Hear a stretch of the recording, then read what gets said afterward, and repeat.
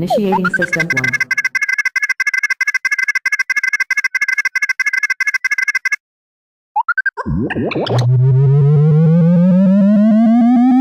System 1 loaded.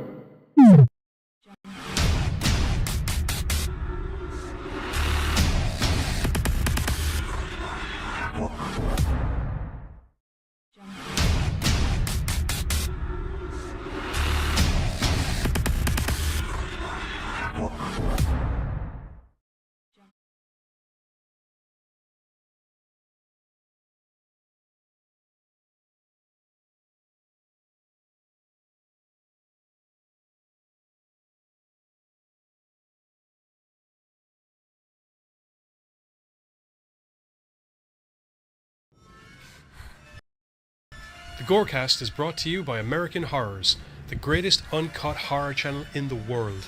24 hours a day, 7 days a week, all horror. As well as the Station of Decapitation Without Your Head. America's longest running horror channel, www.withoutyourhead.com.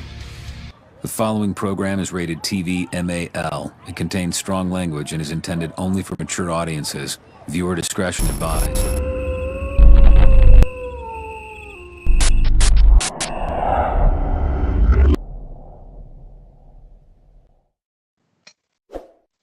What's up, Gorecasters? Welcome back here to the Gorecast with me, Johnny Deadly, and all of the rest of the Gorecast crew. Rocking it out on our general rudimentary group chat. Buzz is already warming up like a proper thespian. Yeah, we're ready and able to get rocking on what is yet another group chat Thursday here on the Gorecast. So last week, I can't remember how the fuck it came up in conversation, but Zack Ward, being a general awesome chap, came up and we were like, you know what? I wouldn't mind watching some Zack Ward movies because a whole lot of them have come across the Gorecast screener list. He does tend to pop We're up. not reviewing any of those though, because he does. Yeah. Sure, he's in one of the Resident Evils and everything. He just pops up in random shit. Right. 5 minutes here, 30 minutes there. A soldier here. What TV shows? He was in some TV show that's been bugging me since we actually discussed it, because the whole point is that he's working in like a roadside convenience shop or something like that, and the main characters come in and an ad pops up just as they walk out saying that they're wanted fugitives, and he goes out with the gun. And you're just thinking in your head, oh man, Zach, please just go back in the shop because of whoever the main characters are. I can't remember what it was. Anyway, it's a person of interest or something. Before we delve in, we should say hi to Bill and Roddy, who are in the chat, and whoever the other several people are who haven't commented yet, because... we have Shanika, who has been saying hi, and we have Bree, who has said hello. Hello, Bree. Sorry, they're not showing up in my chat feed for some reason. Apologies. That's a weird... For some reason. Yeah. Oh, my shoulder just no popped. funds for Johnny boy. Oh, you lucky bastard. I've been trying to get this shoulder to pop for like 3 weeks. Oh. Well, all you got to do is be a soldier and salute and then go, pow! And that's how I popped, and that's when just did it too. I'm not very good at taking orders. Oh, dude, I always mess forgot them he up. was on Z Nation. That's right. He popped John into that shit for a Cena? second. And his Yeah. name was Wolverine John Nation. Cena. Yeah. He was like a bodyguard to one of them in the later seasons. Oh, okay. I must go back and watch that. Like, I completely forgot about that shit. Anyway, as is customary, before we start getting into all of, or in particular tonight, Zack Ward related shenanigans, we got news bits, you said? Gizzles? Oh, yes, as always, we have news bits. All right. Number one, for description purposes, so you know what's going on, it's a load of people running away from a thing in the sky. I would imagine it's a Godzilla. You are very, very close because it has been described as Godzilla-like. Now, let me see. Norwegian filmmaker, director Roar Uthaug. There we go. I always fuck him up. The man behind Cold Prey, The Wave, and the most recent Tomb Raider reboot for Lionsgate is going to be bringing us, well, how can I put this? A giant goddamned troll monster movie being done by Netflix, because that's actually a troll. It's a troll and it's as big as Godzilla. It's huge. Oh, me huge. The Norwegian language action and adventure film is set deep inside the mountain of Dovre as something gigantic awakens after being trapped for 1,000 years. Destroying everything in its path, the creature is fast approaching the capital of Norway. But how do you stop something you thought only existed in Norwegian folklore? Troll is an idea that has been developing in the back of my mind for over 20 years, Uthaug said in a statement originally posted to The Wrap. To finally be able to realize it with the enthusiastic and ambitious people at Netflix and Motion Blur is truly a dream come true. I can't wait to unleash the Norwegian monster on the world. Troll is currently set to come up on Netflix sometime in 2022. And yeah, it's just, like you said, the picture is just, it's huge. In a time when we have seen kaiju coming back, thanks to like all the Godzilla stuff, and we're going to have Godzilla versus Kong coming up soon. I like the idea of other countries getting in on the act, and the idea of a troll being that bloody big, because right. Well, wasn't do there? you remember that? What was that? 2010 Troll Hunter. That was another Norwegian one. Dude, I dug the fuck out of that one because they covered different types of trolls. Yeah, I never saw the film, but I remember the trailer for that. There was one of the trolls was fucking huge in that. Yeah, like it was oh yeah, dude, I dug the fuck out of it. It's worth a watch. It's dubbed or it's subtitled for those that, need the warning. But no, I've watched that one a few times, dude. It's good as shit. Giant Can't go wrong with giant trolls. Coming to... Not of them, like they kind of cover different species. So you've got like some fucking smaller ones, some that are like taller than fucking trees, and they have to be taken out certain ways. And when they start kind of becoming a hazard in this area, we call Giz the control hunter, and he comes out, and the whole basis is a camera crew wants to follow this hunter. And so that's how we get the found footage. Giz being a troll hunter. Oh, I totally could, dude. That. Especially once like you see the movie and you see this hunter, you're like, that's Giz. Okay. Well, that's all the more reason for me to watch it, I guess. Apparently I'm in it. Did we not? It's just one of those like it? Hey dude, I'm here to do a job and you fuckers are in my way. So you can either be cannon fodder or do your fucking job 2 feet back and let me Am I do correct me in kind of saying thing. during the movie he doesn't just find trolls, there's several other types of beasties he runs into as well? No, they're all trolls, but just different species of troll. Okay, and it's like a Viking thing, is it? He's kind of like a Norse kind of dude. Dude, no, Yeah, you're thinking Norwegian. of, no, you're hang on. Johnny, I think you're thinking of the film Headhunter. Yes. Okay. Close. Has Hunter in it. Which was also really good. Norwich way. Well, like I said, the Netflix film Troll from Roar Uthag is set to come out sometime in 2022. I imagine it's probably in like development, production, filming, something at the moment. I like Bill. We need an Irish kaiju film, Giant Leprechaun or something. That's literally the exact opposite of what they are, dude. And let's be fair. There are actually giants in Irish mythology, straight up. I don't not to mention all the beasties. Things, but I have to say, he's quite right. Hell, Northern Ireland actually has a landmark called the Giant's Causeway, about a story whereby a giant chucked a load of fucking slabs of stone into the sea in order to make his own pathway across it. Oh, nice. So, there's that, and the Filler Bulg, the two of the Didanan. There's loads of stuff that could be drawn on. Why the hell would you need a giant fucking leprechaun, Bill? I'm just saying, like a sci-fi Sharknado kind of thing. I really wouldn't mind Leprechaun just fucking somebody's day up. Because I thought you were going to say Leprechaun-nado or something. Oh, no, I've said it. Oh. Coming to sci-fi in 2023. God, I hope so. Leprechaun-nado Sharktopus. There you go. You get a whole bunch of different things. You got to find your pot of gold over the rainbow after I wipe you out with a hurricane. Starring Giz. No. Anyway, on to the next news bit, please. Go for it. Go for it. Yeah, go for it. Oh, do you need me to tell you what it is? I can if you want. It is a venom. No. See, I can't tell when you have the picture up because what I'm seeing for us is delayed. So when the picture pops up here, it's after I You'll should be find speaking. that customarily, especially if someone screams out the words, moving on to the next news bit, I'll customarily move on. Unless you see me respond in no manner whatsoever and just be looking down in a direction that isn't related to the computer, that's when you should be kind of like, next news bit? News bit? Have we got the picture for the news bit? All right, okay. Well, the next news bit concerns the fact that Sony are going to be basically filling up our cinemas and digital online services, I guess, starting from September, I think, this year, because, well, it looks like Venom got pushed back again.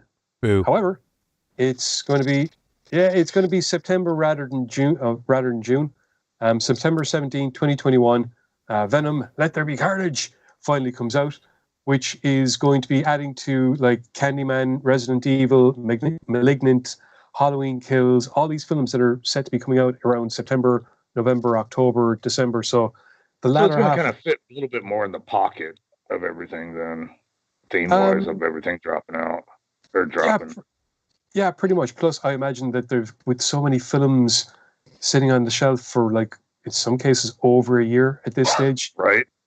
You know, and we've seen how Warner Brothers, HBO have kind of collaborated to try and take advantage of the fact, Disney as well, the fact that they have got stuff sitting on the shelves and now they've finally got a way of putting it out to people. So they're going with it, they're rolling with it. The Justice League just fucking got put out on HBO Max there yesterday, the day before. I believe so, yeah. Want it in my face right now. So interrupting. I think my only problem is I think my problem is like they're still trying to figure out what's worth dropping on streaming, because like you look at Black Widow, they're still waiting for like theaters to fully reopen. Dude, at some point people are just going to forget the movie's out there. You know what I mean? Well, actually, Black Widow, I worked it out. If you look at the scheduling for Disney Plus, they have something coming out every month for the next year and a half, with Black Widow taking okay, next up we got Falcon and Winter Soldier. Month after that is Loki. Month after that will be Black is something I cannot remember right now. That's another TV show. This is my point. But Black Widow is scheduled, if I'm right, Black Widow will probably be coming out streaming on Disney Plus, and that will be the Marvel release for that month rather than one of the TV shows that are scheduled to come out. I think that's the way Marvel's going to be moving forward in the future. And as a result, I think that's actually kind of I can see how other companies will follow in those footsteps once they see how successful it is. HBO Max especially, because they're another company that have a lot of TV shows and movies which have interaction on some levels, whether it be because they're all Disney stuff or because, you know, they have other link-ins. So as a result, if Sony manages to get all of their stuff, if they've got a deal worked in with one of these streaming sites, we could see one of these sites basically having Venom, having Candyman, having Resident Evil, or they could split them all up between various different distributors. So you could have HBO Max getting one of them, Netflix getting another. I can't imagine, you know, Disney Plus will take Halloween Kills or anything like that. But it could be a way. You know what, dude? I won't lie to you. Nothing would surprise me with them at the moment. Like I said, there's a couple of different strategies that could be used for them to try and maximize the profits to be made off these movies that are pretty much done. You know, it's... Oh, yeah. No, and I get that. Like I said, though, it's just there's too many cooks in the kitchen. Like, that was the ongoing argument for Black Widow. You know, everybody wanted to argue, well, we're going to make slowly $5, or we could wait and make our 20. You have to take into account as well. It depends what way they decide to stagger the TV shows. Like, if you look at the way that they had all of the Arrowverse stuff essentially running at the same time, do you know what I mean? Yeah. Like, you would technically think that's overload, but the way it's spaced out, and then there were certain bits that were correlating storylines between all shows and things like that. And I think that was a real good idea for them. The income, I think that kind of raised everybody's price. Marvel's plan is clearly to have basically, rather than having a lot of stuff running at the same time, it's going to be one division is out. It's over. 2 weeks later, we get Falcon and Winter Soldier. That ends. Right. 2 weeks later, we'll get Loki. 2 weeks later, I imagine Black Widow drops. 2 weeks later after that, we'll get whichever series is scheduled for that month. So rather than a lot of stuff and everyone being overloaded, it'll be, this month we get to have this show. And then next month, the broad story continues in some way, shape or form with this. And, you know, they're doing it clever because some of the shows will link in directly for the big movies, and they're all part of Phase 4. Some of them will link in directly. I mean, we've already seen from WandaVision at least 3 different storylines that are going to be spun out. One of them being major and leading to a slew of movies in its own right once they start delving into mutants and the Fantastic Four. One can only imagine where Loki goes, because once again, that'll probably have the multi-dimensional riff in it. So you could have anything happening and in Loki that. used to kind of pop up random places as well, depending on what mischief needed to be caused. And I even heard that they kind of leaned in with WandaVision to a lot of like Doctor Strange, and so they really are still trying to keep everything, webbed together and stuff. The ones that'll be really interesting will be things like Secret Wars when that happens, because that'll have interesting ramifications. Secret Invasion. Armor Wars is another one that could have a slew of characters coming out of it. And like I said, if Sony, who we know have got a lot of the Spider-Man backlog, they've got Morbius. They had plans to do a Kraven the Hunter movie, as well as a number of other Spider-Man-centric characters, while Marvel moves forward using Parker himself. So they could end up doing something similar as well. They always said that they wanted to do a Sinister Six movie. So we could have a bunch of... Well, because that was coming off of the Garfield version, wasn't it? Like it was... Originally, they would... They laid seeds for that, or they tried to, and then everything fell apart, and then there was... Anyway, bringing it back to the actual news story bit, because that's going on a bit. So, it's just I can smell hour-long conversation, which is probably going to end up happening when we're doing fucking next week's show anyway, so... Starting probably around September, maybe a little bit before, expect a slew of movies to come out from Sony, including Let There Be Carnage, Venom 2, and I'm very... staying slightly on story. I wonder, are they building up for an Ultimate Carnage, because they're introducing Naomi Harris as Shriek in this. I was kind of wondering that myself, like if they were going to try to pull a trilogy out of this one. If you look at the fact that, as you said yourself, they're trying to kind of like keep Spider-Man doing his Marvel stuff and then have a load of Spider-Man universe-related movies coming out with Sony. If you're looking for something that you're going to get a couple of cool movies out of, Ultimate Carnage is... as long as you don't try and cram it all into one fucking movie, it would be... Right. It would also work handily as a way for them to have a cameo back of Spider-Man for that one film, and then off he goes to the Marvel stuff again. I talked to my close personal friend Mickey Mouse, and everything you guys are saying is pretty much what he relayed to me. Anything so that big-eared you guys fuck are says. all... I will tell you that straight out right now. Buzz, can you please send me a letter? There doesn't need to be anything in it. Just make sure that it's whatever you just took, whatever you just licked, you use that as a stamp, yeah? Okay. No, I wasn't necessarily I didn't hate Venom, but then when they ended it and all of a sudden like Woody Harrelson popped up, I was like, I will see number 2. I was totally on board said for he it. Reckons, Bill said a lot of things. One moment. WandaVision's going to tie directly into Doctor Strange 2 and Thor: Love and Thunder. Yeah. Then he thinks they've kind of said that. I can see it. Bill, No. I've seen this in a lot of places. Not so much.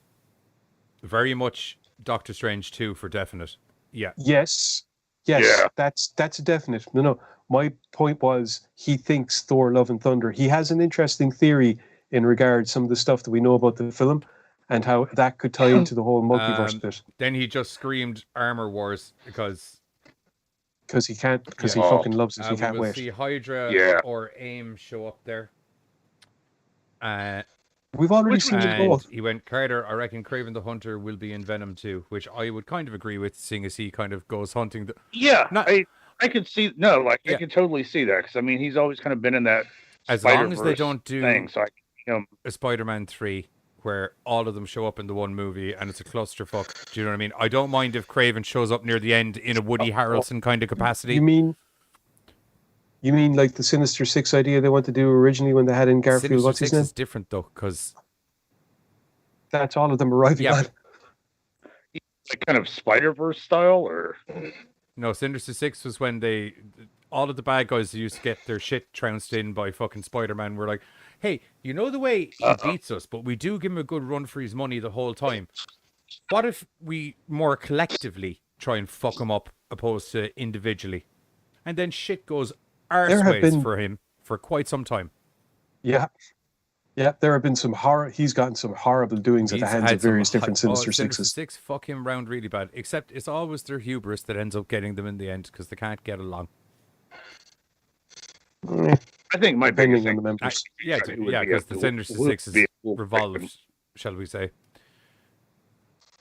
Yeah. Anyway, we've talked way too long about comic books. On to the next news bit, so we can move on quickly.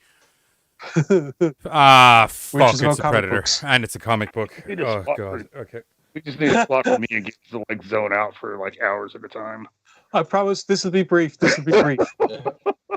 Much like we theorized after Marvel got their hands on the Alien franchise, it seems that after Disney got their hands on the Fox franchise and Marvel announced they're doing Alien comics, it seems they're also going to be doing Predator comics.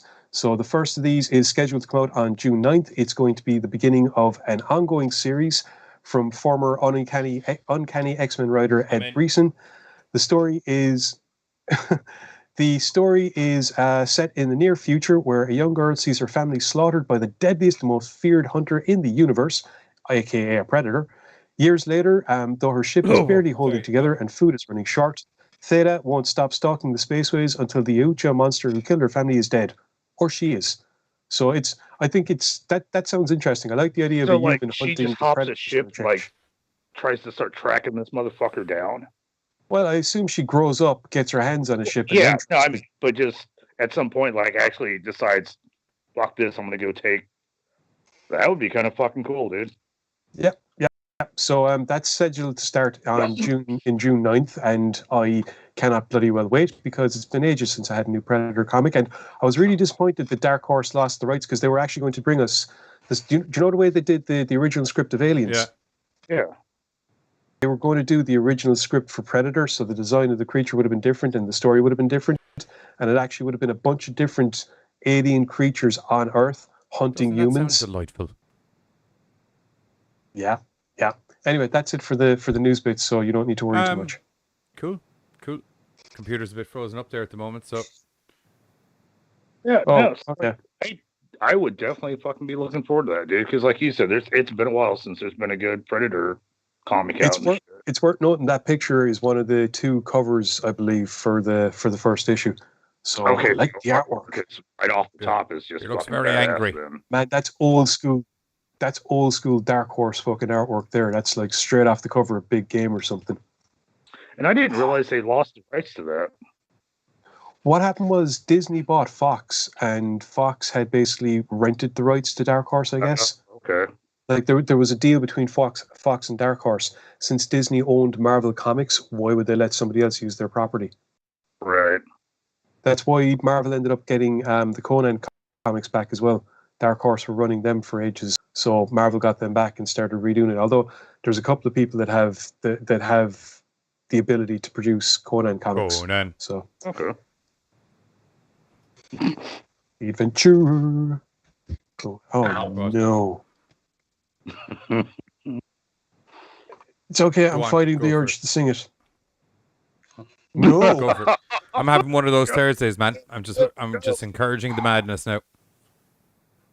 Buzz has a treat for the end of the movie that's going to be coming up in a moment. You know, I was just like, fuck it, let's go for it. Warrior without fear. It's either going to go well or it's not. Powerful than any man. His legend spread across the land and sea. Yeah, that's it. Fear power. Fucking bastard. Bill wants to let us know that there's a new Predator film later this year, starring Jeffrey Epstein and Harvey Weinstein. Actually, Bill, there is a new Predator movie coming out that's being called Skulls at the moment. It's not starring Jeffrey Epstein, though, is it? No, to the best of my knowledge, it is set back in the good old Native American days where a female warrior basically ends up going after a predator because he butchers her brother and a bunch of other warriors.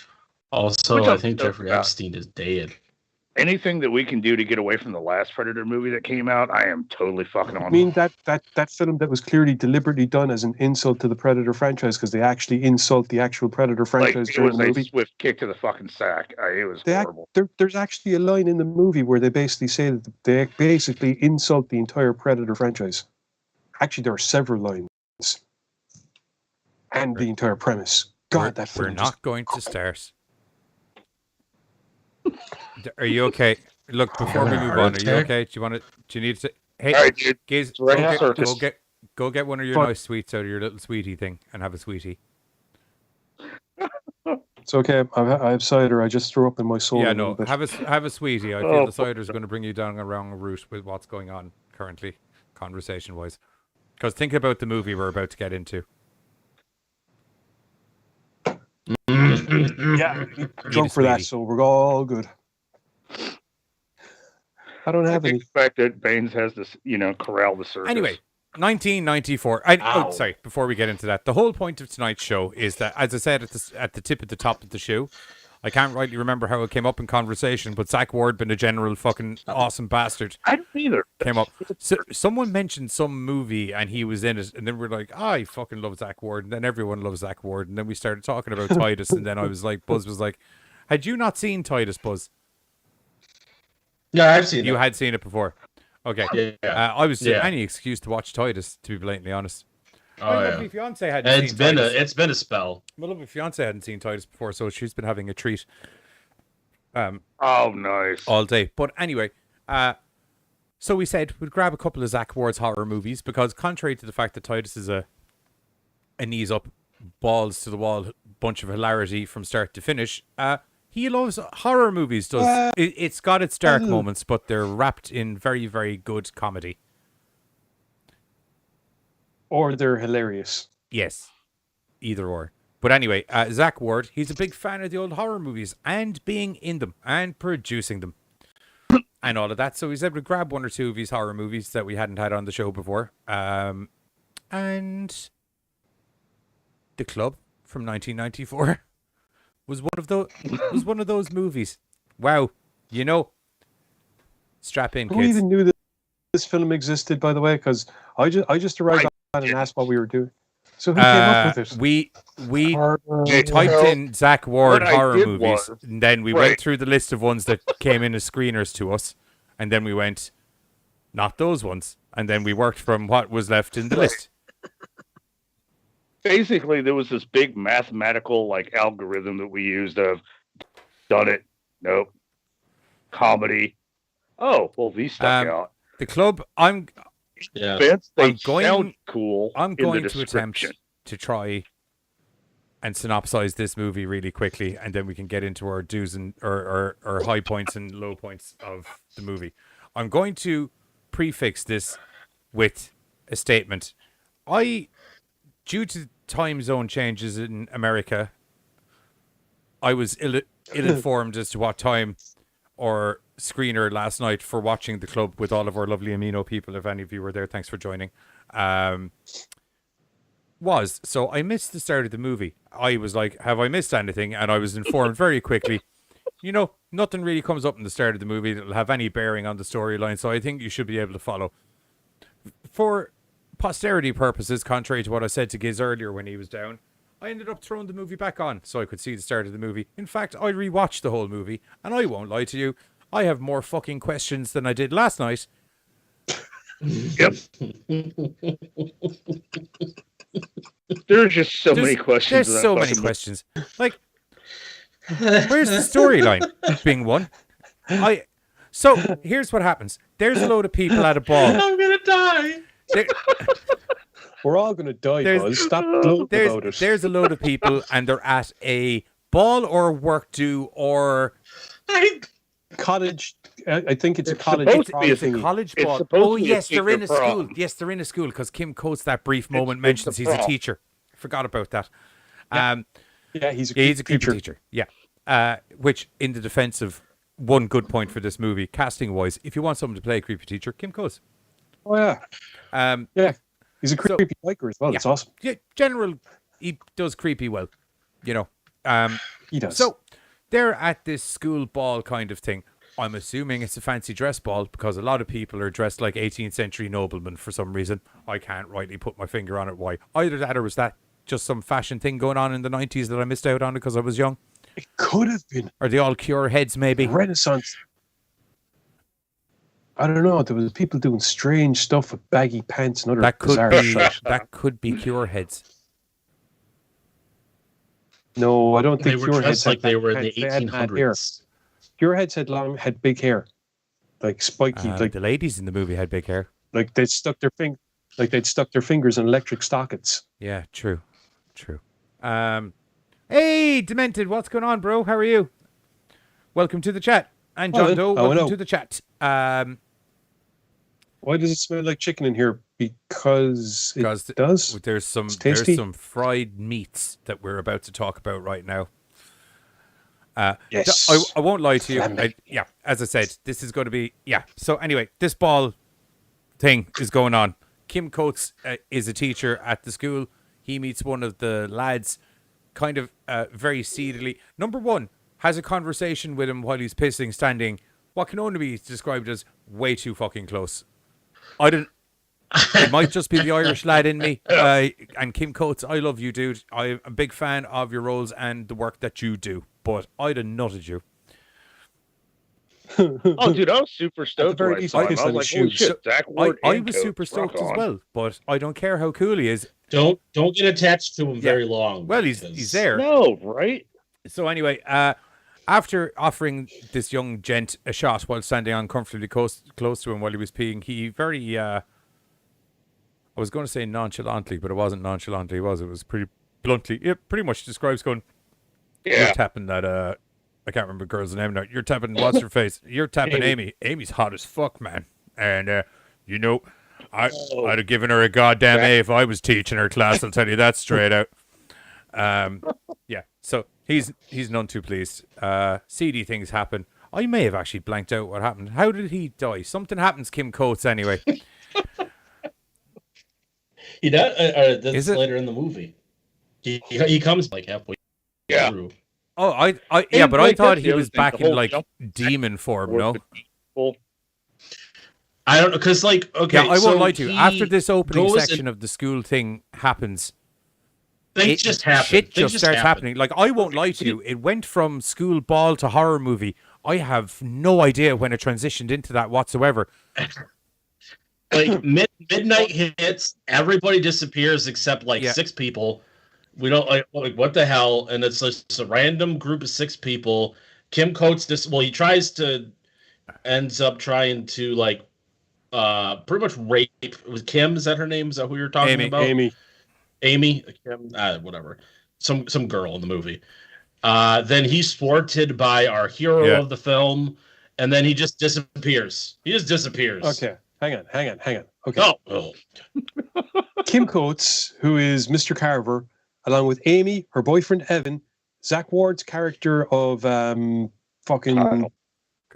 thank you, and his Mrs. Laura. They all get trapped at the midnight hour. They all get trapped at the midnight hour when everyone disappears, along with this other dude named John, who is just floating around the party talking to everybody. Now, they realize that they're the only ones there. Before this happened, you had Kyle and Laura in the middle of an argument because basically Kyle couldn't get it up and Laura's kind of sick of trying to help him and he's freaking out about it and he was a hair's breadth from hitting her. Yeah, that's a running theme. You had Amy and Evan kind of in this are they together or are they not together kind of thing. You had Carver basically being a predatory rapist bastard, and you had this guy John who was floating around and basically telling everybody, okay, here's up with you. He confronts Carver and basically says to him, look, we both know why you're here, blah blah blah. Just admit it. Can I just clarify? This is all still in the pre-party bit before mad shit starts happening. We've explained that bit. Move on. Move on to the fucking horror bit because I don't know when that happened. The clock stopped. The clock stops and the horror bit starts. But that's what I'm saying. They're all trapped. The clock stops and the horror bit starts. Like, what the fuck is going on? and then over the course of the film, they find out what Kind the of. fuck is going on. They're all I basically feel like the that's whole the thing, idea. it's a really simple, like it's this and this, but the way they go through it just does not really like lay it out as that simple. Yeah, Because they're trying to present something that they want to feel like is a fucking Tales from the Crypt episode, no, and but it's you not. see, that's It no, really- but you see, no, here's it really no, does. sorry, It's hang on, really- sorry, Trying to. sorry, Well, hang on, it's hang like on a it's hang on a actually moment. called- Tales from No, the Crypt, Tales from the wait, I have to Tales from cross the the Crypt gift. episode is a very bad description because Tales from the Crypt generally have a very concise, well planned, and what would customarily be described as Titus fuck script that explains everything. Like he Why do you think said. I said trying to? Why do you think I said trying to, but not? Right. They're trying Which to is do why it's this, but they're failing Which- miserably. So as a result, we got this Like instead. Which is why I was like, he actually called it. They were attempting to be fucking cool, and they just completely like fell on their I fucking agree with face. Carter, where it's like by the end of the movie, yeah, you figure out what the fuck is going on, but you also are sitting there going, "Wow, they really went about that arseways." It's just like, how did it take that long to Yeah. explain Right. that? And there's so many I just agree. weird Like, the whole miscellaneous point- scenes once the monsters and things come up. Like there was one guy that like it just transitioned to him getting murdered by a guy, and it was just like, oh, okay. The whole There point may is or they're may trying- not have been a Tyrannosaurus Rex And somewhere then in that one guy, castle. like kind of slowly tortured himself. Was like, should we suffocate? And he's like doing all that shit. I think to himself. Tyrannosaurus Rex is the wrong That's- dinosaur. If anything, it'd be a raptor. You'd basically know a the- Tyrannosaurus the whole Rex is point there. is that- Raptors just make you fucking disappear. Puff. Yeah. The whole point is that the place is trying to trap Yes. souls, and it Right. traps people by having them either kill somebody or kill Yes. themselves. So, like you said, you had that one dude down the basement who's talking to. He has to. It forces you to face yourself, and as a result of Right. that, you're either killing yourself or you're killing somebody else. So the guy down in the basement, he's facing his own insecurities, his own suicidal tendencies, his And a own whole lot of fatalism. getting thrown So across it's the room really himself slowly. on- Don't forget it, the getting thrown across the room really slowly. Yeah, Uh, no, There, and, there like, was. and I'm a fan of anything that makes you like kind of. I like those movies that make you face your demons and blah blah blah. You know, it was just. I kind of like overall was like poor execution of people facing their I- demons. Those Yeah, agreed. guys that get dragged up the hall or pulled by the ghost or whatever. It at one stage, I can't. It's the first guy that gets grabbed. He's getting dragged up that hallway so slowly, and all of the people are running after him. And I was literally like, how much effort are they putting into looking like they're running fast, but like actually going quite slowly? Like, it must have been like, run really fast, stop for a second while the camera isn't on me. Run really fast again, stop for a second while the camera isn't on me. It was a very strange, because it was like, the speed that man is running and the speed that guy's going up the hallway do not equate to the scene that I am watching unfold in front of me No. whatsoever. Like, I won't lie to you, if I'd walked at a steady pace, I probably could have caught up with him. You know, like not That not was the- strolling, that was like, the you know, I'm knockoff- talking like, that you know, was the proper knockoff, fucking power walking, like. But no, I think if you did the fucking ass hip and move, ass hip, move, ass hip, move, pretty sure. That was the knockoff Christian Slater guy, because that's definitely the gonna say, vibes I was like, getting for him. The Fuck that amazing guy. thing about this I was movie gonna is Then they he, kind. then he threw in a little bit of Fire Marshal Bill after The he got amazing set thing on about this fire. movie is they kind of have a knockoff everybody in it, bar the people who aren't knockoffs. Yeah. Yeah. They used all their budget on casting Zack Ward and Kim Coates because in the rest of the movie. I think they went to the nearest community theater and was like, all right, we got our stars, Zack Ward and Kim Coates. Do you guys need credit on your classes here? Be in our movie. These fucking actors were terrible.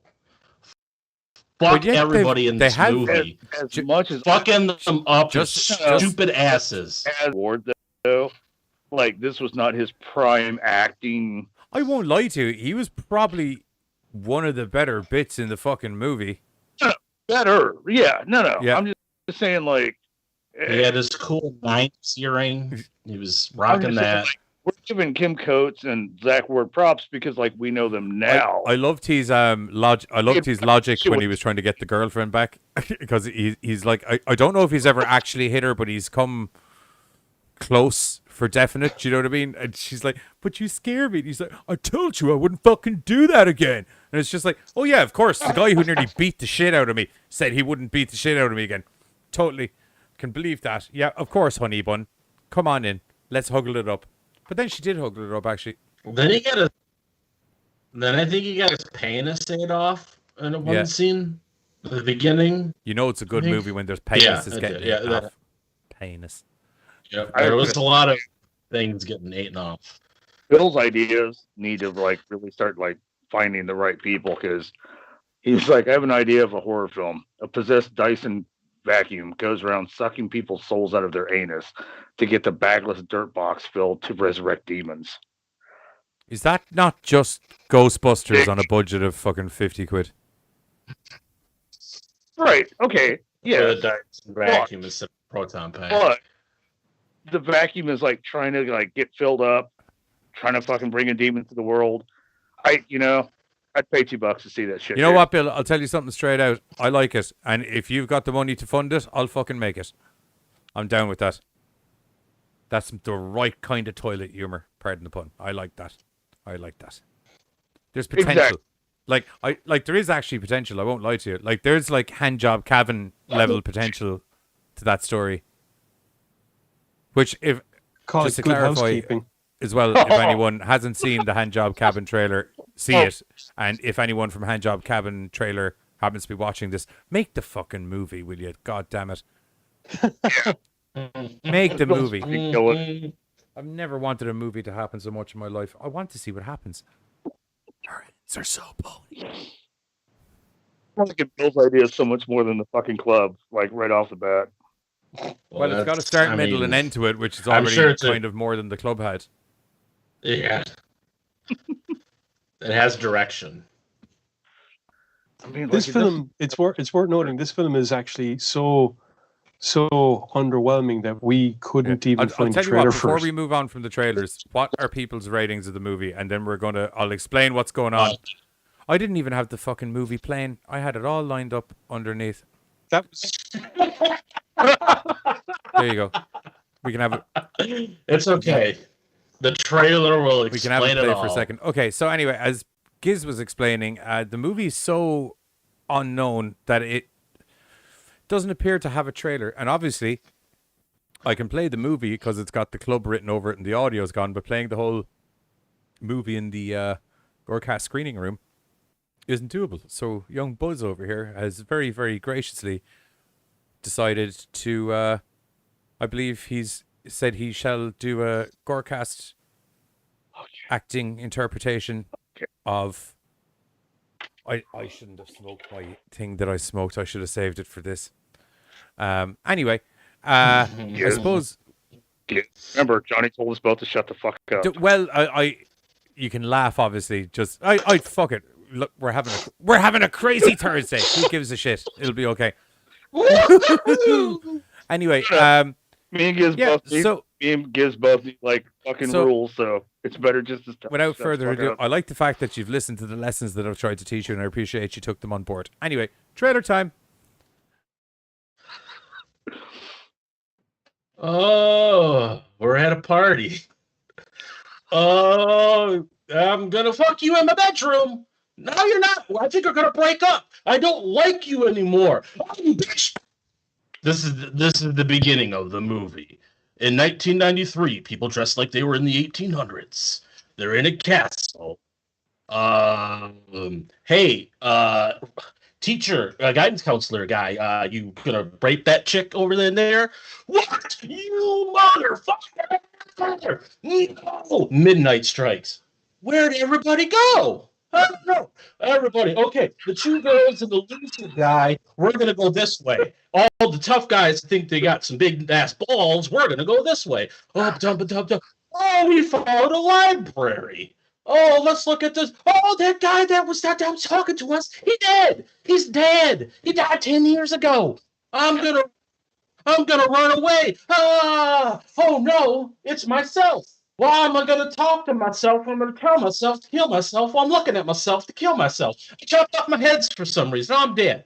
What else happened? I'm Christian Slater, dude, and I work for the devil. And you guys are here for some reasons. And I'm Zack Ward, and my girlfriend's here. And then, like, we're going to get back together because I said so. I'm not going to trust her anymore. I'm not going to hit you. I love you. Let's fuck. Oh, no, I turned into the monster I said I wasn't going to turn into. Oh, I woke up in the monster. And then they're gone. And then, what happened next? Oh, something. I threw my script out a long time ago. What the fuck else happened? It's a trailer, dude. You're not supposed to tell them everything. Yeah. Modern trailers. Are I'm Kim Coates, and I'm back, and I'm a demon. I'm gonna kill you. And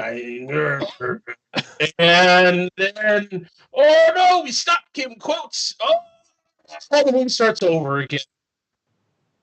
The movie starts over again. The end. They die.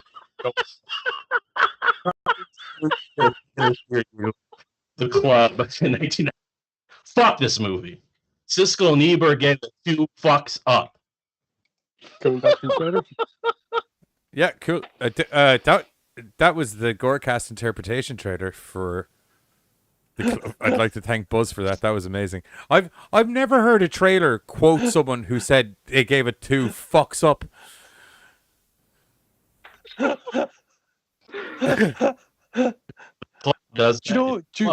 you know that project that we were trying to come up with ideas for? I think we just came up with an idea for it. Which Buzz interpretation of movies. Trailer. Buzz's terrible trailers. Oh yeah.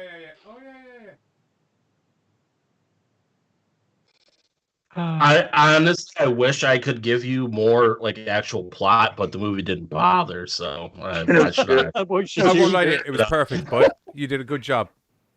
If I add to it, the movie didn't make it better. Right? I hit the Fred Zack Ward. He'd be beating his girlfriend multiple times. Demons. I was actually dinosaurs. interested to see you reenact that out. Saying about it, and then I was like, I was really just too busy trying to figure out what the fuck what happened in the movie because I forgot because they didn't bother telling me, so I didn't bother remembering. I feel like they kind of that's perfectly fair. Just so you know, Bill at one point had to question whether or not he was watching a Danny DeVito impersonator on acid. Yes. You.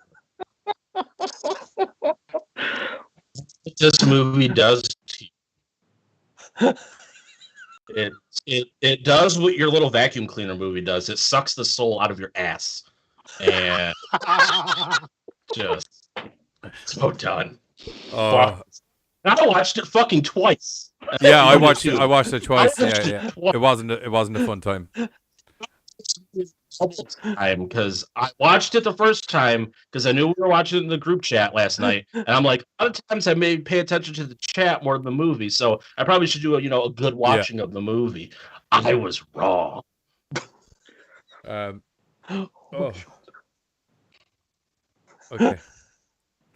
I've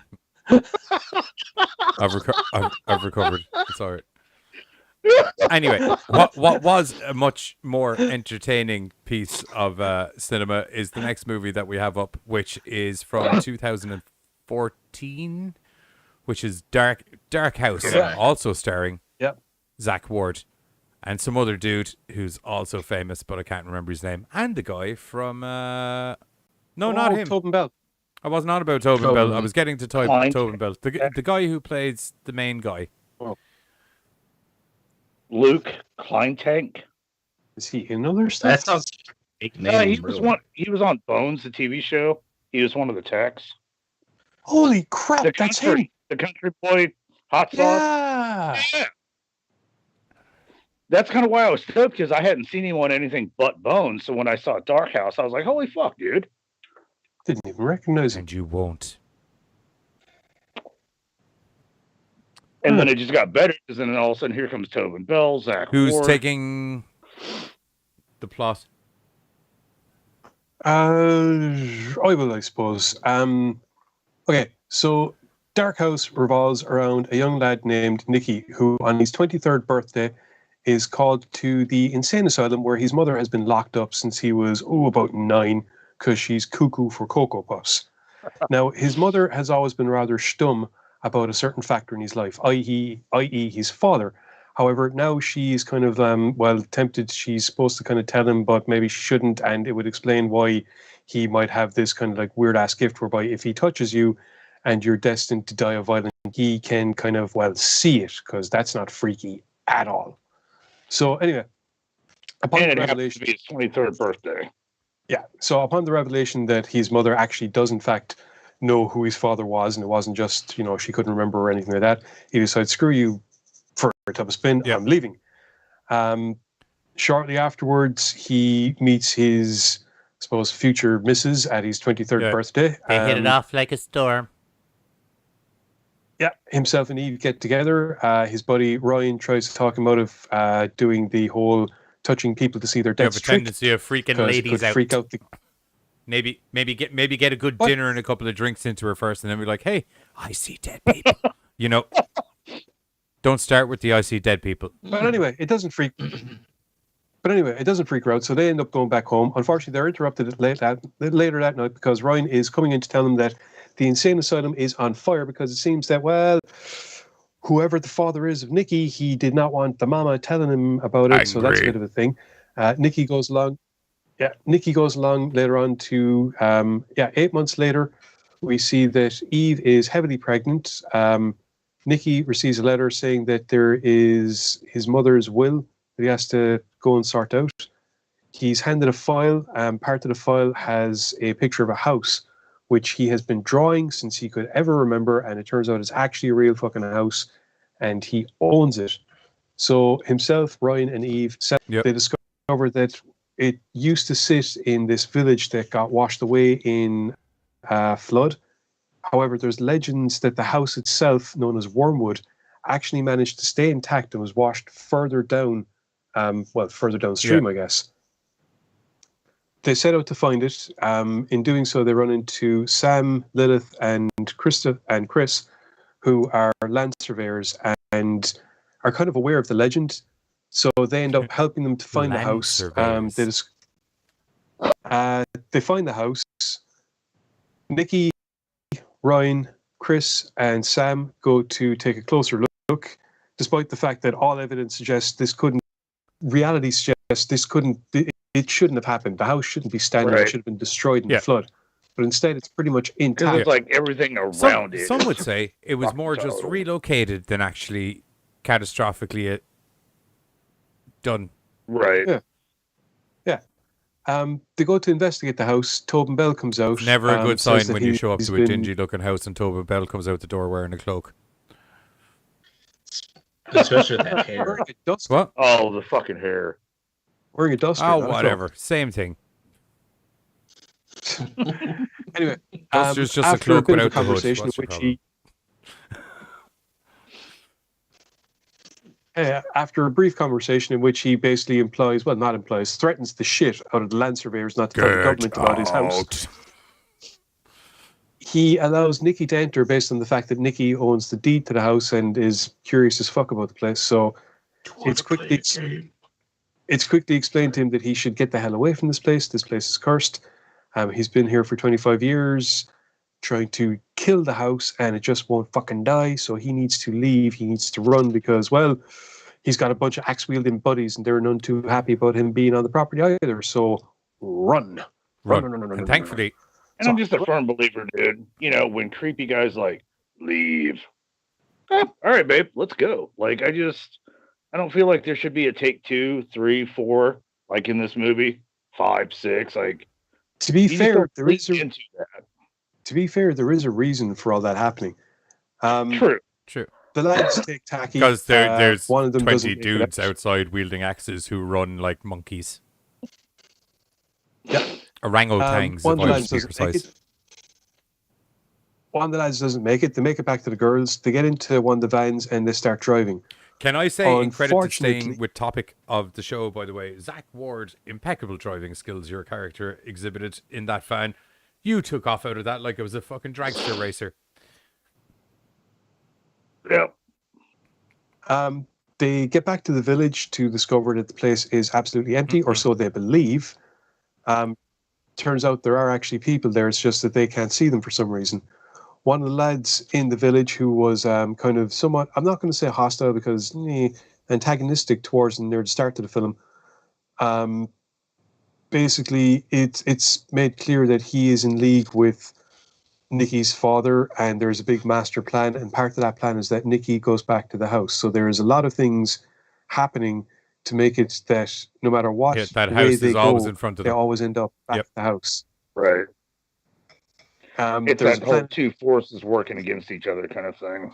Yeah, there's a plan in motion, and part of that plan is that guy is one. Unfortunately, it turns out there is a lot of plans in motion, and Nikki, Eve, and Ryan are just standing in the middle of a clusterfuck of.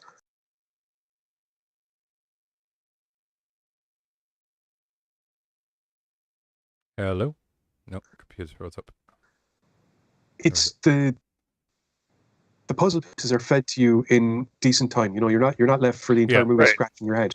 You know, you get the matter. Well, and I mean, like, if you pay works out attention to well. the storyline as well, you don't even need the puzzle. Like, the storyline's done well enough that as you find little bits, you don't even need some of the other puzzle bits. The puzzle bits are nearly there for more clarification, if you know what I mean. You're kind of like, okay, I can totally kind of see where this is going. Okie dokie, that's where okay, that's what you're going to be in relation to alrighty then, and we got the... It's like it's like a very well done validation of what you believe the story Yeah. to be as it progresses. It's not like it's not like you put the film on, you're going, oh, it's going to be this, and this. But as the film goes on, you're kind of like, I bet it's going to be this, and then something happens, you're like, yes, I was right. Okay, cool. But it's not like one of those, I was right, you couldn't think of anything better. It's more of that I was right, and you've done it in a very, very good way. So that was cool. Yeah. Oh, yeah. I think I really dig the movie as a whole. I think one of my weird spots was just the way that the hatchet guys, I don't know what you want to fucking call them, the way they like constantly chased after each other. Because like Bane said, it was like a kind of like monkey thing, like, but then they would stand up and go after you. It was a weird kind of trying to figure out like what the fuck they were supposed to be. It was just kind of, I don't know. It doesn't like change anything in the movie, and it doesn't make the movie bad. I would imagine there's some well, sort there's of demony shit to go along with the guy that's demoning up the house. I'll tell you what I found weird. Not weird because it was also kind of like, it was cool, but it was like, it ran through my head the way that the evil father communicates to most people throughout the movie. If you miss the start of this, it does really look like people are just dealing with like some sort of possession of their ventilation systems throughout their housing. Yeah. That's a good movie. Yeah, to get that and the Dyson in a fucking sequel together, you got a blockbuster, kids. The one thing I thought weird, and I don't know if that was just me, but like I thought it was very weird. The main dude, I forgot his name already. Nick, yeah, there you go. Like his power seemed very oddly specific. He's like, he can see the future, but only if it's terrible. No. It's they explain it. It's he sees terrible deaths because he's the child of terrible deaths. Buzz isn't liking that answer. I must have been thinking about. There's a certain. It also, if you think about it, it kind of makes sense as well, because like basic rudimentary deaths wouldn't stand out if you were looking for stuff, whereas something so graphic and horrifying. There's an emotional. Somebody's having like a fucking stroke or choking on chicken bone, making it matter. It's like one of the theories behind ghosts. The emotion, the heightened emotion, is enough to basically Well, if you look at if you look at the electromagnetic field of the world, and you look at the fact that a human being creates an electromagnetic field, heightened emotion increases the intensity of the person's electromagnetic field. So that happening at the time of death could be the equivalent of a photograph being taken, an imprint being left on the Earth's electromagnetic like field. a distress beacon in always time. recurring, always repeating the same thing. Or a distress beacon Something in the like ether, that, yeah. whatever way you want to put it. I have to say, action-wise in this, Tobin Bell was Tobin very Bell creepy. was in this very one. creepy in this movie, but then again, that can be kind of said for Tobin Bell in general. Right. Yeah. I have to say the action in this was really good. Like I quite enjoyed those monkey men evil because it was like, okay, it's not an impractical way of moving, but it's very good at looking fucking freaky. And that first time when you see them getting plowed down by the cars and then just literally rolling it off and standing back up and back to fucking yes, master, it's like, oh dear. Well, you know, it's like I'd be going oh dear if they just got up in general, but it was literally a non-phased. Yeah. I was honestly thinking of them as more of marionettes, I guess is the best way of putting it. They're not actually sentient beings. They're just, though not identical, there's drones. a very, very noticeable similarity between all of them. Yeah. Distinct similarity. Right. No, and I thought the effects were really fucking good. You look at like the people that were like that dude that got pegged up against the tree and shit. Like I thought the makeup was just fucking really good. Yeah. So it's just kind of like another good piece. Like I can't I don't know. I was talking to Buzz about it. I was like, I liked it, but I could never really put my finger on why I liked it because it's not like an outstanding film. Because it wasn't the club. Sometimes I mean, it's a well put together movie. Like everything, it doesn't need to be a 4-star movie for it to be a good movie. Do you know what I mean? No, it's just like I just mean like sometimes like you can watch a movie and you're like, this is why and this is why. I was just saying to Buzz, I'm like, dude, I don't know why, but I watched it back in the day because it was like when we were making this list, I was like, oh, hey, dude, I remember watching this way back and I remember liking it. I would imagine a lot of it has to do with the fact I would imagine a lot of it has to do with the fact as well that, like, if you think about it, while there's some cool things in there, there's nothing, like, you have to take into account this movie's like 2014. Do you know what I mean? So if you look at the actual story beats of the movie and stuff like that, there's nothing overtly original storyline wise in there. Do you know what I mean? And I think that's it. Like I was actually it's I was actually thinking it's good, something but similar. it's just kind of lost in the mix of there was like it's around that time there was a lot of movies of that kind of style. Well, I'll be honest. What I was thinking was, do you know the way there are some movies, and if you look at all the pieces of them, they should be fantastic. Yet for some strange and God's unknown reason, they're utter diabolics. This is like the antithesis of that, whereby if you look at the individual pieces, the time it was made, the non-original story elements, even things like that, theoretically speaking, you could see how it should be absolutely crap. But there's something about it that they just managed to put it all together very, very well. Like I said, the exact opposite of those films that should be awesome, but sink drastically. And not to give too much away, but I really liked the little twist of the land surveyors and their characters. I kind of had them pegged from as soon as the name. Yeah, I guess maybe not like that. Maybe I think myself and Johnny probably both kind of went "arr" at the exact same time when a certain name came up and was just, that's a pretty name. And I mean, like, we're here for Zack Ward, and obviously Tobin Bell was in it, but I can't really say like, I can't really say everybody else did like a shit job. This is like that average norm kind of. I thought everybody did good. Yeah. It like you said, there was nothing that helped it rise above the fucking cream and anything, but it just kind of like drifted in the norm. But I think there's lots of movies like that where the movie is really well done, but just because the layout and storyline format of it's very similar to a lot of stuff that would have come out in that kind of decade. Do you know what I mean? So it just kind of gets lost in the shuffle a little bit when some of the other, like, say you have, I can't remember what the first movie that would have done that kind of style of thing. I can't actually think of No clue. to a certain degree. Yeah, but I mean, like, look at the lineup. Like we were saying, Luke Kleintank from Bones. I had never seen anything else from him except for like the 30 minutes he did, or 5 minutes here and there in an episode. Come find out, he's a good actor. You know, not great, but then again, like not bad either. Like it just kind of continuously stayed even. You know, Right? Will we start hitting the trailer? Okay, we're gonna hit the trailer for Dark House, and then. Oh, it's my bird. Oh, what? Sorry. You all right there, bud? I was going to be like, oh, it's my birthday. I'm 23. I was going to do my interpretation, but I forgot we had. No. We have it. Jeez, I thought that's what I thought that's what was happening. Anyway, we're going to hit the trailer for Dark House, and we're going to be back. We're taking a bit of a horror break for the end of the night, as we're going to be talking about some Zack Ward awesomeness in the TV show known as Titus.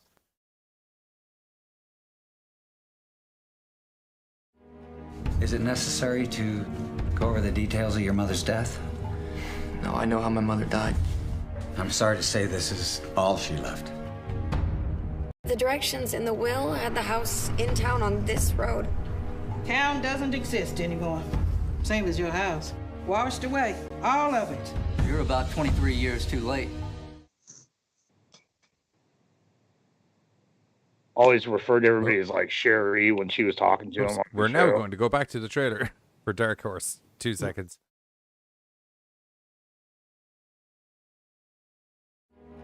Is it necessary to go over the details of your mother's death? No, I know how my mother died. I'm sorry to say this is all she left. The directions in the will had the house in town on this road. Town doesn't exist anymore. Same as your house. Washed away, all of it. You're about 23 years too late. Come on, this is wrong. It should have been pulverized. This can't be the same house. This house is not some ordinary house. This house and me go way back. It's in all of my sketchbooks. This house has been in my head all my life. Open the door. Make a window. Draw that window round. I've been drawing this house since I could pick up a crayon. Good boy.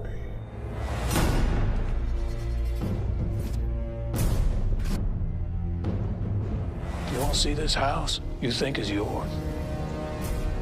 Come on.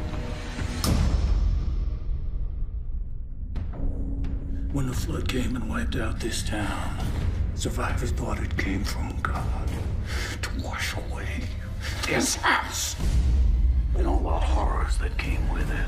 You see those? Do I see what? Nick, I don't want to be here. I'm serious. I have a really bad feeling about this. Mom. Your father, he's trapped in here too. Axemen! Axemen everywhere! You come back here, it'll be the last thing you ever remember doing. The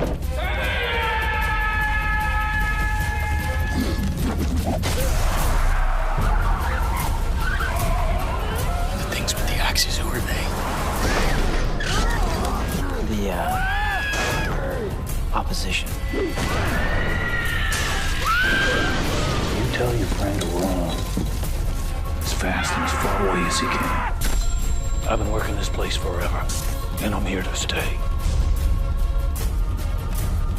When he finds out who he is, or who his father is, you won't know him.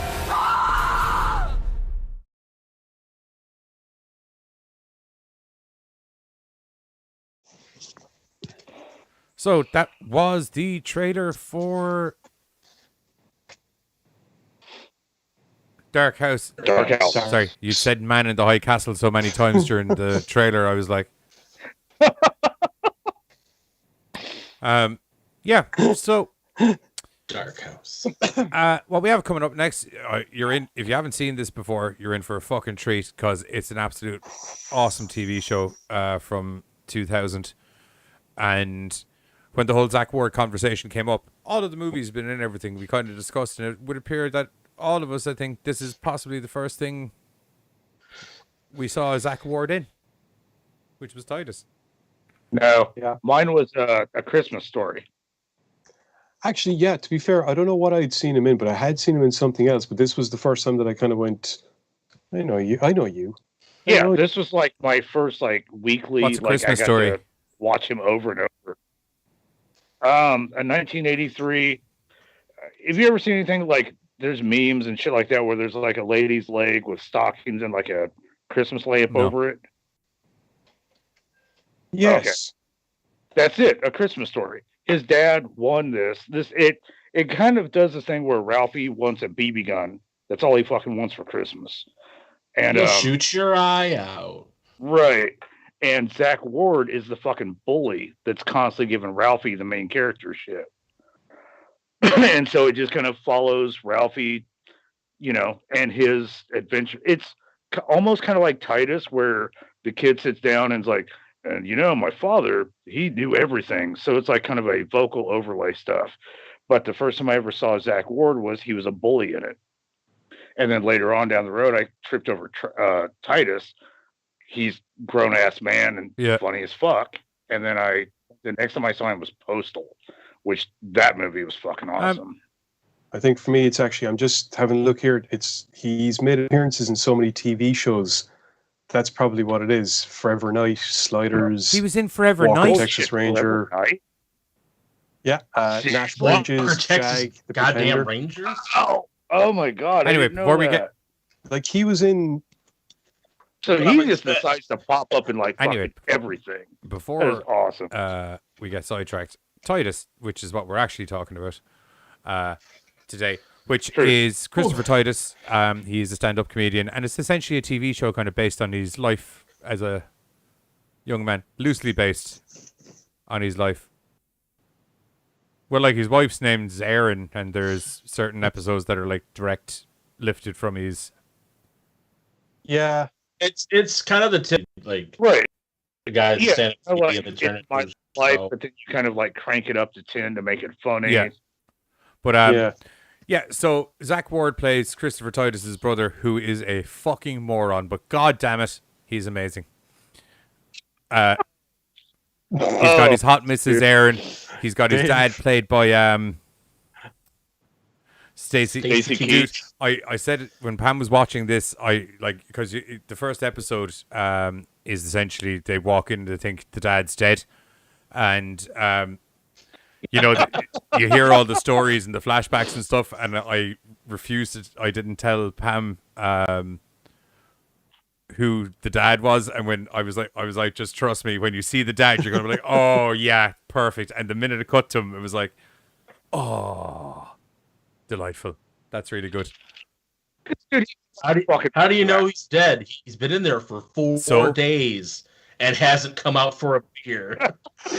I'm so sorry. And then Aaron gets the 4 days is perfectly fine. And he hasn't come out for a beer. Oh my god! Right. And then Titus's girlfriend Aaron doesn't get the pay. She just says, "Dad's dead." She's like, "I drove all the way to my parents' house and walked on them doing some godforsaken act. I have been mentally They're not scarred. dead. My so favorite, needless to say, obviously, because we're talking about the dad, it obviously turns out that he isn't dead. The moment where Titus and your man are doing the impression of our fucking super bad dad or whatever his name is. Oh yeah.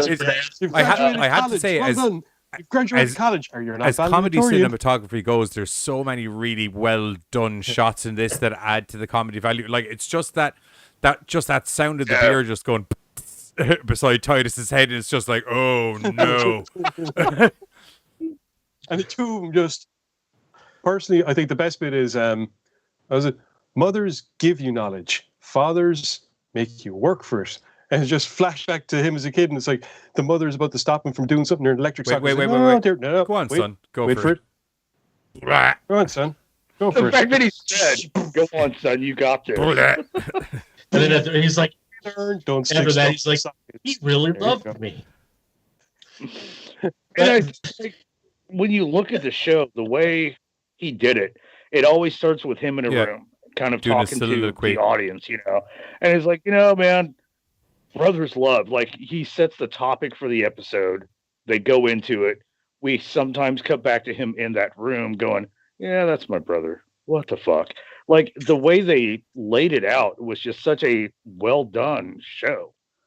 And I kind of almost feel like a little bit like ahead of its time. Like I think it may have done better later down the road. I don't know. Because if you look at it,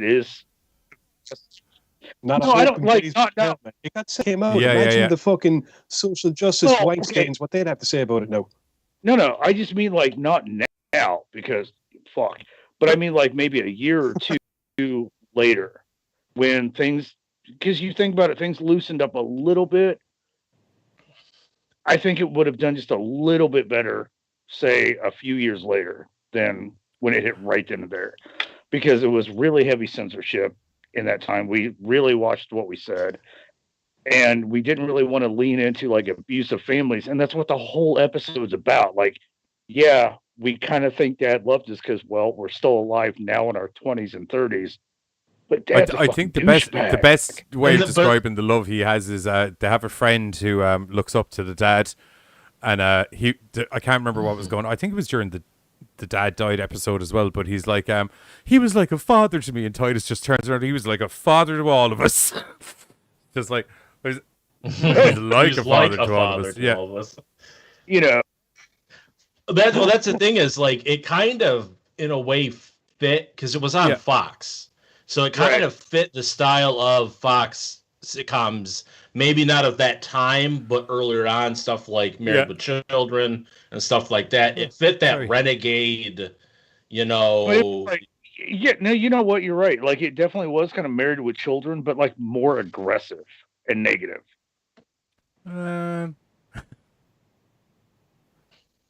Sorry, I was reading something about the show there that caught my attention. I don't think it's more aggressive. Are we saying I don't think it's more aggressive or but negative than Married with Children. I think it's just a case of that all of the younger people that were in Married with Children are now grown up, essentially, in this storyline. I didn't think like in a bad way. I just mean like Married with Children was always kind of like, fuck it, whatever. To whereas like you had Titus for stealing his VCR. I love that episode so much. To like, right? This, like, and That's Dad was his willing to VCR, like, that's my weed. You know, and like he was willing to ride this shit to prison to teach his kid So a let lesson. me get this straight.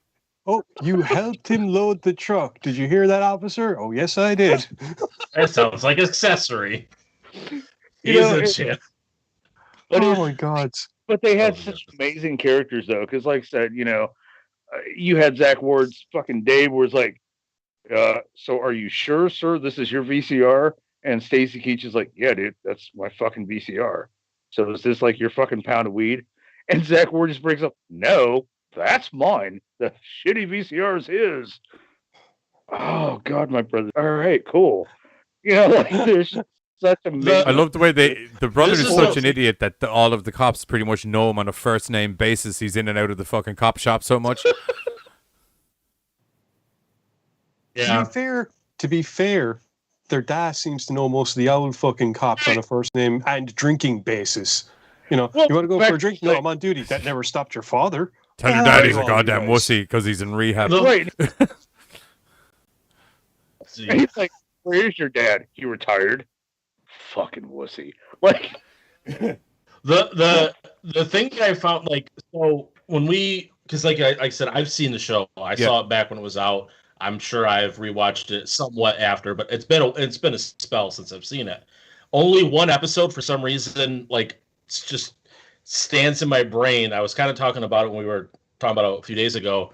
I can't remember what season or anything, but as soon as I started watching the episodes, I'm like, yep, I remember exactly. Like, I remember that episode. I remember that episode. I remember all this. I couldn't remember it before, but as soon as like it came on, I was like, there, yeah, I do remember that. My favorite one though is the one I didn't do was Aaron's niece.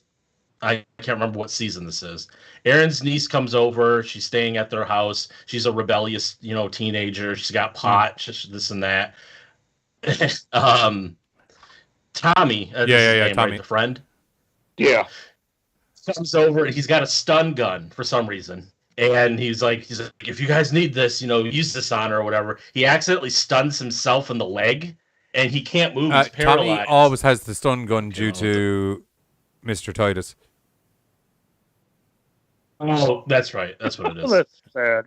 So one of them ends up, he's like talking, you guys should have did this. They pull him outside onto like the porch. Stacy Keach comes in and he's like, you guys know you got a pile of gay on the front lawn? And he's like, your shirt. That's like, seriously, like that's etched in my mind for the rest of my life. The episode I'll always remember, out of all of them, was the one where you find out over the course of the season that his mom's in a mental home because she is fucking psycho. And when she gets out and she comes over to cook them all dinner, and they all Titus is like adamant that he's like, dude, she's fucking cuckoo for Cocoa Puffs, and she ends up winning everybody over, and she cooks them all this dinner, and she goes upstairs to hump the dad, and you just see them all sitting there, and you can tell by the way they're talking that it's just like, there's something up here, and it's just fucking Zack Ward's character. He's like, what's that stuff in the turkey that makes you go to sleep? And then Tommy goes, try to citrulline or whatever it is, and then it cuts to Titus, and he's just eating the yams, and he's like, he did some poem, and then fucking the last line of the poem ended up with, ooh, a pill in my hand, and then it cuts back to Zack Ward's character, and he's like, what's that stuff in the turkey that makes you fucking fall asleep again? Your man's like, try to citrulline, and then you just see Aaron's head just splat into like the fucking plate full of gravy, and then you just see fucking the dad run down the stairs. She's like, for the love of God, call the cops. She's gone fucking psycho. She's gone psycho. He's like, call 911, and then Titus is just there at the table, just like 9 1 1. I like it was in one of the ones. The final thing he manages to say before he blacks out is where he leans over to Aaron. He's like, I told you we need to run more mom drills. It was one of the ones that we watched. It was the first 3 episodes where like they're showing the cut back to Titus is young and his dad's sitting there and the mom's over his shoulder. She's like, I'm leaving you. And he's like, yeah, sure. Somebody in their 40s really gonna find another husband, and she's like, oh, he's like, here, go by yourself. Nice. I have to admit, so funny. Like how he survived that long was even beyond me, dude. Yeah, like as you look back to his childhood, you're like, alive. That's fucking amazing. You have to admit, it wouldn't, like, his behavior wouldn't fly now in real life or as a TV show character, but fuck me, man, he was smooth as fuck. Their dad. That even comes up in one of the episodes where he's like, he stopped drinking for a while, and they all got worried about him. They're trying to get him back on the booze, essentially, because he's depressing them all when he's off the booze. But he was like, when that man was drinking, he could chat the legs off of anything. And it was, oh God, there was just all of these, just like the one-liners you hear out of him. Just there's like a monster. Oh, it's fucking magical. And like the cool thing is, you can watch all 3 seasons on YouTube. The main character, Titus. Christopher Titus. Yeah. Oh, yeah. Christopher Titus. I don't know why I had to look at that. Christopher Titus, who Bane said was a stand-up comedian, he's done all he could to make sure the show was able to be accessed to the fans, what have you. But it was like 3 seasons, which were awesome. It deserved more, dude. Like when you look at the writing and the comedy and the cast, like that shit should have lasted so much fucking longer. There was one of the reasons that it got TV network dispute. Yeah, basically they wanted because basically what had happened was Dharma and Greg, in the TV series Dharma and Greg, they had split up Dharma and Greg, and apparently ratings went up. So they turned around and said, we want to do that in Titus. And Titus was like, no, firstly, I'm still with my wife, Aaron. And secondly, the whole point of this show is dysfunctioning people managing to live a normal life together. Right. So that's it. So as soon as you refused it, and by episode 5, we'd already cheated on each other, broke up, fucked someone, and got back together, and now we were getting married. So I think if you're able to get over those bridges... Yeah. But again, like the solidified other how the other fucked up everything was at work. The other side of it was that even like Titus himself said that, you know, there was a lot of censorship, so you know the show might have been a little bit too edgy for them. Anyway, there was one episode that they didn't air until after the show got cancelled because of the content in it. And if they had put it in, and if they'd put that in order, there's a lot of other stuff throughout the seasons which would have made a little bit more sense in regards to one of the characters. Because apparently that episode completely got thrown in the vault. What episode was it? Wasn't going to have anything. It's called Protector. It's the very last. It's the very last episode of season 3. And there's even actually. It Titus wasn't himself, supposed to be. Yeah, even Titus himself. There's I think it's at the start or at the end of the episode, because the series is over. He actually says this episode was never supposed to be aired, but since it's the end of the season, we're cancelled anyway. Fuck it, we're going to play it. Right. Because like the episode before that, where he's on a plane, was supposed to be the way everything kind of like floated off into happy land. But since they were trying to like help this kid and didn't know where it was going on, and the whole thing revolved around child abuse, the company was just like, yeah, so you had like 22 episodes this year. Fuck it, bro. And just kind of wanted to put that off to the side. But then, like, I was also looking, apparently there's talk about revival, which is kind of cool but fitting because a lot of shows like, you know, Dharma and Greg and all them are doing a revival. I would shudder to think of what Titus in a 2021 century would be like. I don't think it would be. Well, no, but the revival you should shudder to think what Papa Titus in a 21st century would be. He's dead, isn't he? Apparently, though, the actor or the character. Oh, yeah. Well, shudder that way anyway. Number one, because they're gonna have to fucking resurrect someone. All right. But it was talked about in 2020. The Titus aired the Titus family reunion, and there was talk about bringing the primary characters back and kind of doing because like again, it was supposed to end with Titus going off to the mental ward. He just had like a fucking breakdown, and this was supposed to be kind of like a 2-episode ending on our terms, like, hey, here's where everybody fucking ended up kind of thing. So not like a 12 episode or, you know, possibly 2 seasons later. They just kind of wanted to wrap it up. He must have had just uploaded a lot of those episodes or re-uploaded them over on his YouTube channel, because there was a lot of them that were started uploading them at the start of the pandemic. That's what I was saying, because there was a lot of them. He was introducing the episode and talking about the pandemic, so they must have been just recently uploaded to the website or to the. I think it was channel. In accordance with Fox as well, because he said I'm going to keep uploading one a week as long as they keep letting me upload them. So. Yeah, I kept noticing him kept saying that.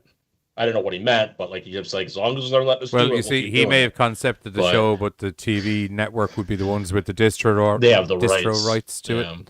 Anyway, on that semi-bummer note in relation to the TV show, Titus, if you haven't seen it, being the proper grammatical word, go see it. It's on his YouTube page, as we said. All 62 episodes or more are up there.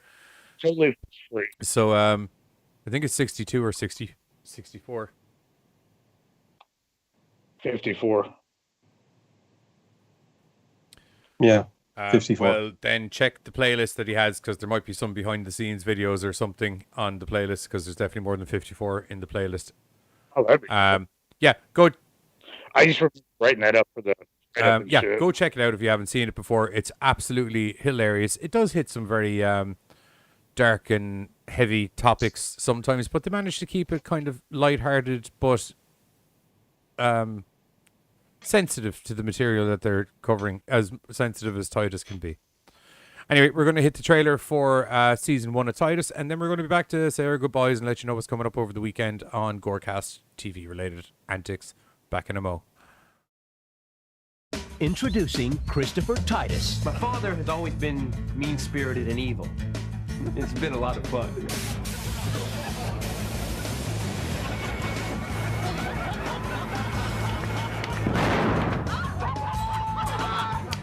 Titus, coming this March to Fox.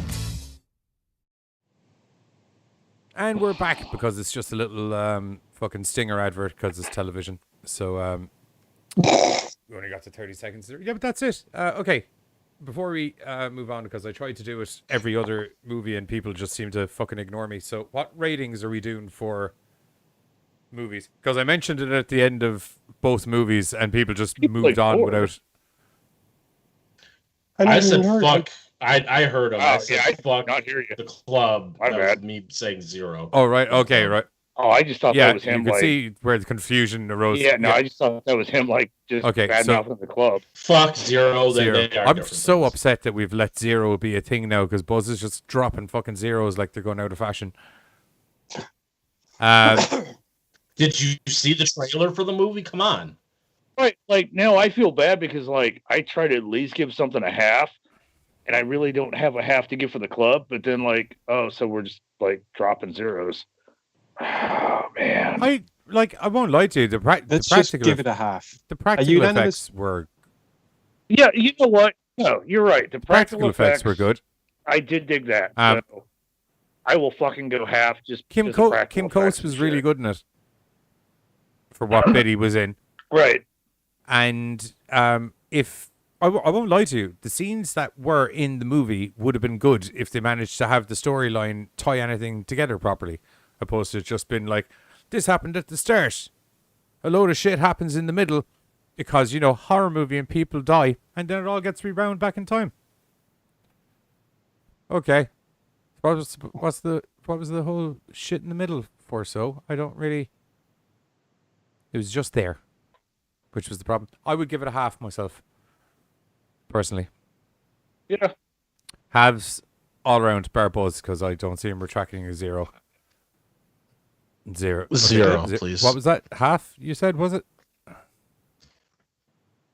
A half of a 0. I don't even want to Half go of to a full 0? 0. Okay.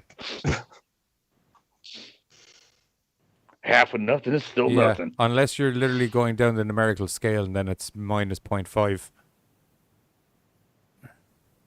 Minus 0.5. Yeah, that doesn't for the exist. club. Oh, now we're just getting. Now we're just getting. Why are into, we like, still heavy- talking I don't about the know, club? we're talking more about your rating system than anything. Okay, after the I said after 0. the club, after the club, we have Dark House. Dark House. What were people's votes? Half. Yeah, it was better than it had a right to be. I'll give it a gore. Full one. Yeah, I was gonna say Yeah, I'll give it a one for 1, me. dude. Because again, like you know, it was cool. Like I liked it and shit. Perfect. And then Titus, obviously, because we all told you go out and fucking watch it as fast as possible. Now that you know about it, I'm assuming 1's all round. Okay, Oh, perfect. fuck So we yeah. got a 3. We got a no. We don't have a 3. We got a 1.5, a 3.5, and a 4. In that order. Right. That's that. That's us done for tonight's show. Don't forget to catch myself and Giz on Sunday night, where we're going to be doing some horror-related podcastery in the topic of movies you mightn't have heard, killer movies, horror villains you mightn't have heard of. Buzz and Carter are going to be back Tuesday, as is usual, with another original versus remake, where they're going to be doing Village of the We're gonna be Damned. doing Village of the Damned. I'm going to put votes in now. Buzz is going to hate it. Personally, I think. Good movie. I just don't think Buzz is going to like it. Personally, I could be wrong. I could be wrong. I kind of have to Yeah. back that. I'm not gonna Just lie. things that you've had issues with in other movies, they're all in this. Like things that you've had issues with in other movies that myself and Giz and Carter were like, I don't get why that's bugging you that much. That's kind of like a normal rudimentary thing that goes on in horror movies. So there's a lot of that in both movies. Yeah, and other than that, we'll catch all you guys in a little bit. Don't forget, while you are down in the YouTubes, that if you happen to look down, there's a subscribe button. If you haven't liked and subscribed to the channel before, you should probably like and subscribe so you can catch us in here when we're going on live, and to help us boost our analytics.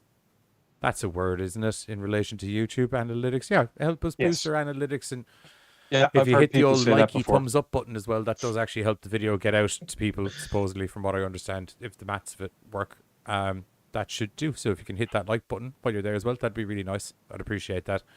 And other than that, you can catch myself and Giz over on American Horrors this Sunday, 8:30 p.m. CST, whatever that equates to is GMTs, where we're going to be discussing some really cool horror movie villains that you probably haven't heard of. That's going to be on American Horrors Roku. Use channel code AMH or to add American Horrors to your Roku listings. And if you don't have Roku, you can watch on www.americanhorrors.com, strictlystreaming.com, Tubi TV, and Glue TV, and www.americanhorrorsfilmfestival.com. It's a lot of links. And as is customary, myself and Gids have a trailer where we were off investigating in some caves looking for some of these villains. Didn't go as well as one would have planned, although it did kind of work out in the end.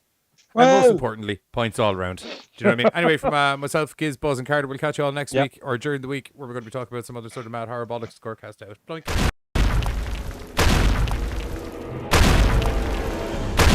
Oh my god. By an onyx. I never thought I'd go this way. Why, an onyx? Yeah, you know, like the rock type Pokemon. It's the only thing it could be. I don't know, man. I think it's like a golem or something. Golem? It's definitely not a golem.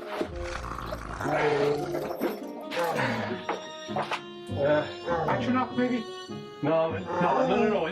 I think it's a gargoyle. It's definitely not a gargoyle. Gargoyles have wings. True. Oh, well, no. What is your deal, man? What are you? Like, I've never seen anything like you before. I still think it's a gargoyle. Definitely not a gargoyle. You seem pretty pissed off about that. Hold on, this doesn't give me a good idea for an episode. Join myself and Giz this Sunday, 8:30 p.m. CST, and whatever that equates to is GMTs, only on American Horrors. We're going to be talking about some of the coolest horror movie villains you've never heard of.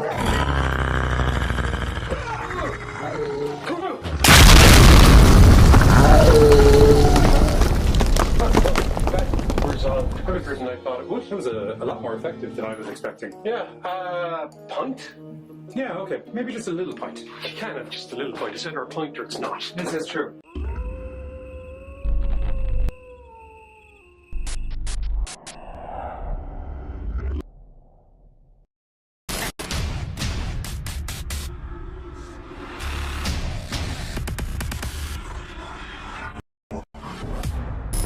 Don't forget, if you enjoy our Madcap Gorecast horror hijinks, we stream 3 nights a week over on YouTube, Mondays, Thursdays, and Sundays, where you can see a little bit of this. Turd spoon, god damn, I knew there was something I wanted to bring up in the... God damn, I don't know what a fucking turd spoon is, but I'm mad to... Get it pretty in-depth. Most definitely some of this. With a new 2009 twist. She pulls out of her vagina. I'll give it to her though, because like, you know how like magicians kind of like do something and they pause dramatically? She took that dramatic pause. And occasionally some of this. Our favorite Halloween movies. What's up, Gorecasters? Welcome back here to the Gorecast. Yeah, okay, I'm here. I'm back.